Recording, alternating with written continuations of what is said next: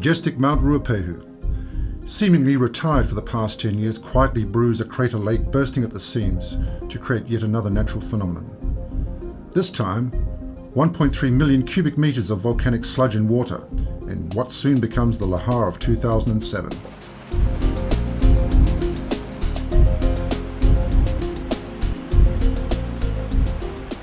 It wasn't an eruption to cause the event, but the crater's Tefra Dam finally disintegrating on a rainy day, the 18th of March. The Lahar warning system sounded the call. The pent-up lake roared into action with enough water and slurry to fill Wellington's Westpac Stadium 1.5 times. Scientific data allowed us to watch the episode unfold in textbook fashion, exactly as the scientist had predicted. Years in the making, the torrent of volcanic debris soon swept down the Whangaehu Valley, through Tangawai and headed out to sea within a matter of hours. There will always be a residual Lahar risk on Mt Ruapehu because it is, after all, an active volcano. Historically, it's erupted on average every 3 to 5 years in the last 100. This Lahar began taking shape as far back as the 1995 eruption, an unusual awakening from Mt Ruapehu we didn't expect.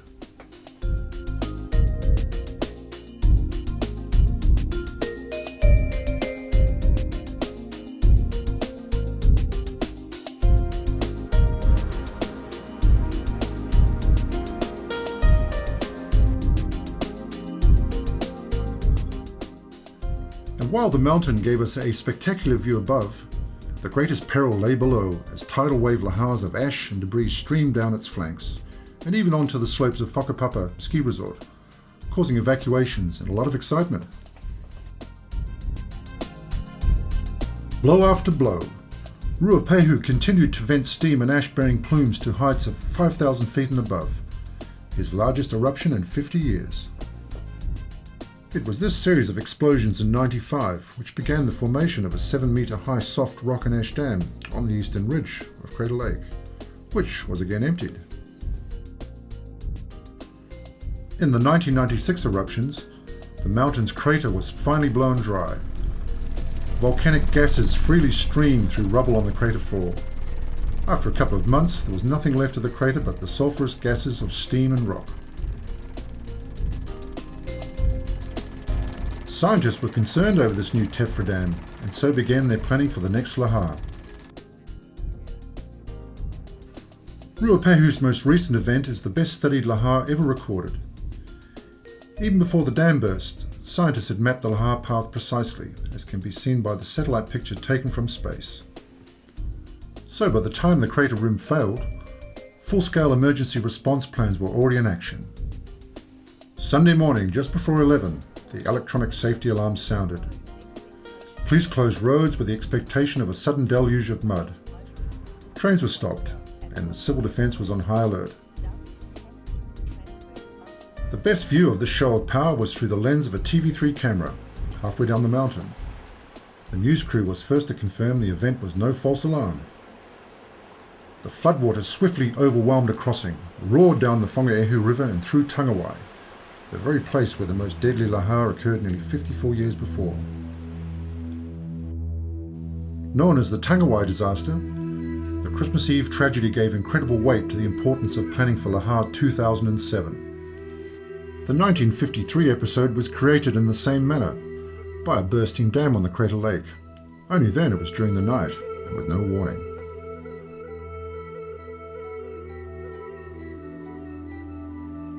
Then a great volcanic wave reaching 6 meters roared down the river, destroying the rail bridge piers at Tangawai just minutes before the express train was to cross.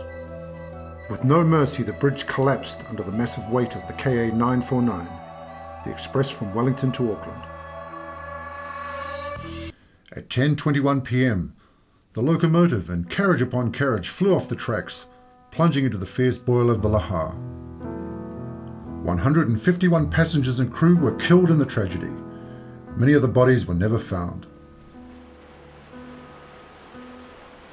The 2007 breakout was 25% larger than the one to cause the Tangawai catastrophe, though its aftermath looked much the same, minus the carnage of New Zealand's worst train wreck. The waves of rock and mud swept over the memorial and carved out the riverbanks, leaving a thick track of gooey mud and silt everywhere. A toilet block was ripped from its concrete base, but the rail bridge stood firm, as did the monument to those who died at Tangawai.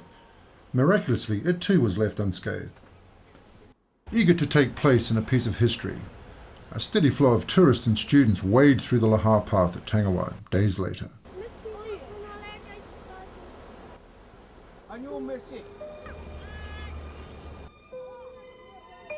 For Ruapehu's crater rim, a 40-metre wide breach is the only evidence a dam ever existed, or for that matter caused any trouble at all.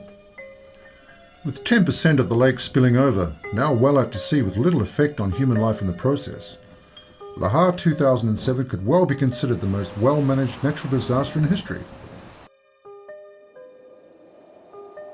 As for another eruption, there will be future performances, but when? Mt Ruapehu at the moment is keeping that to himself.